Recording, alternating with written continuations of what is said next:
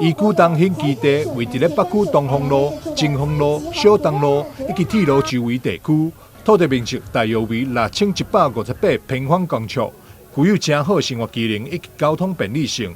该案以都市更新拥挤奖励方式，无偿取得104户公益社会大铁，并甲厂商达成协议，新起大铁再起建案。出席动土典礼，市长黄伟哲真感谢厂商甲都发局共同努力，让台南市的社铁搁向前推动一大步。我们台南市的社会住宅又有一个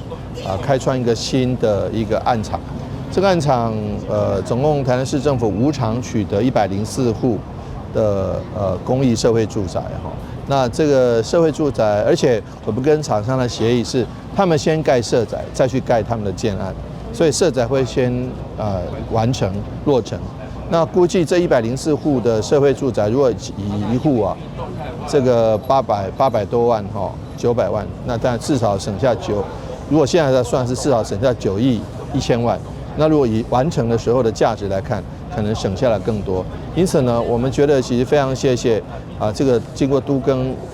来取得社会住宅，我们也谢谢厂商跟我们都发局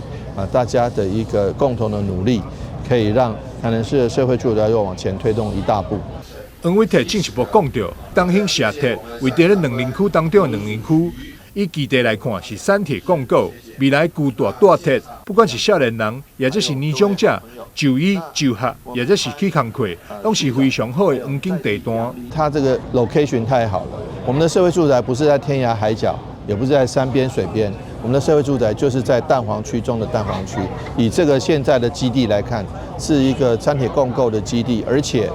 也是未来许多这居住在社会住宅的，不管是年轻人或者是年长者他们去就医就学或者是工作，都是一个非常好的黄金地段。台南市目前兴建中以及规划中的社会大铁，会当提供大约11170户，包含公办都更、宜居成功、宜居仁爱，以及首造自建的宜居小东大铁顶3处社铁，今年起将陆续进入完工阶段。市府兴办社铁政策已经逐步展现成效。记者张世伟采访报道。